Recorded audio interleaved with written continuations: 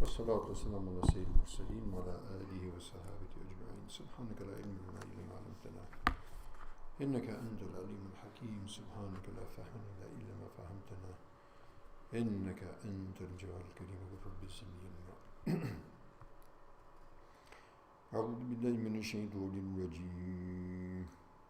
لا يتخذ المؤمنون الكافرين أولياء من دون المؤمنين ومن يفعل ذلك فليس من الله في شيء إلا أن تتقوا منهم تقاه ويحذركم الله نفسه وإلى الله المصير. صدق الله مولانا العظيم. So yesterday we talked about this ayat in somewhat of detail, and we want to give a little bit of more clarity on this issue because it's very critical, particularly in this day and age, and particularly where we happen to reside here in the United States. So again, Allah subhanahu wa ta'ala exhorts the Muslims not to take the disbelievers awliya, and awliya is allies, helpers, go into very intimate relationships. Min dunil mu'minin, rather than entering into such relationships with Muslims. So the main issue here is actually any engagement that we have with non-Muslims should not be at the expense of any maslah, as we say, that's going to bring about any detriment to Islam or Muslims. That's what we mentioned yesterday. For example, we are, Muslim countries have entered unnecessarily into this type of situation with Israel, whereas Israel is openly transgressing against the Palestinian people, most of which are Muslims.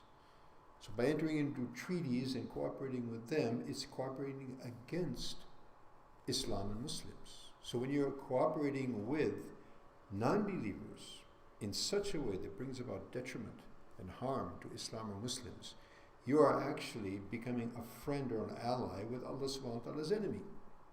So how do we expect? So therefore Allah subhanahu wa ta'ala says, فَلَيْسَ مِنَ اللَّهِ فِي شَيْءٍ. So how can we claim, or how can we expect to have a connection with Allah subhanahu wa ta'ala, and a connection wherein Allah subhanahu wa ta'ala will look favorably towards us, when we have taken allies and we're cooperating with his enemies against his wishes, against his orders, and against our own community? Okay. Other than that, when we don't have that, that type of detriment, in place, so all other types of relationships, as we mentioned, living, with sympathy and compassion and care and well-being, and living within the boundaries of the rules of the country that you live in, though they're not an Islamic country, no harm in that, provided those rules, of course, are not juxtaposed, diabolically opposed with the rules of Islam.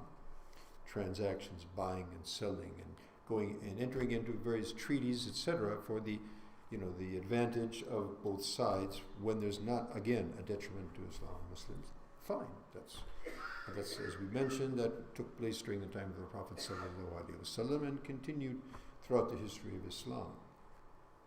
And in fact, entering into treaties with governments, and now a Muslim government with another government who are perhaps, they're hostile towards the Muslims, but there is a severe, there's a severe possibility, a very heavy possibility of severe detriment falling upon Muslims, from such nations or from such entities. So to enter into some sort of treaty to hold back that type of detriment, again, provided it's not going to cause harm to the body of Muslims, then this has also been incorporated, in our history, within our tradition. Okay, now one last thing that we want to mention about this. Not only is the taking of the non-Muslims as friends and allies and close associates detrimental not only for the commonality of the Muslims, but it's also detrimental for the individual himself. As we've probably mentioned in other contexts, the person is going to be affected and he's going to be impacted by the company that he keeps. And therefore Nabi Sallallahu Alaihi Wasallam very plain and simple and very understandable, logical terms has told us, مثل الجليس الصالح وجليس السوء, the example of the person that you companion, that you hang out with, as it were, right? It's like sitting with the buyer or the seller of musk or perfume and sitting with a blacksmith. So sitting with the perfume seller, either you get a beautiful smell for him, or you buy from him, or he gives it to you, or at least you're getting a beautiful fragrance in his company. And sitting with a blacksmith, there's a very strong possibility that you'll get burned up. And if you don't get burned up, you're not going to be free from the soot that's going to be, falling upon you, right? So, for the individual standpoint and also from the collective, therefore, Muslims should, collect, and they should connect, and their intimate friends and relationships should be for their own people, right?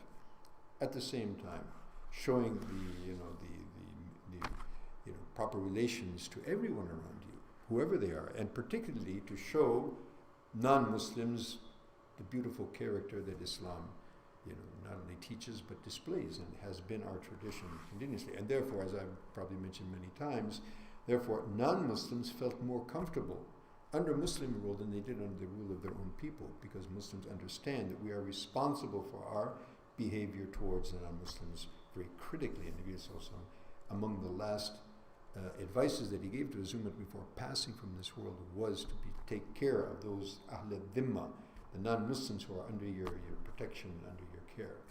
So may Allah subhanahu wa ta'ala give us tawfiq to understand this and practice it appropriately. Ameen. Thumma amin. Wa akhir da'wana. Alhamdulillahi Rabbil Alameen. Wassalamu alaikum.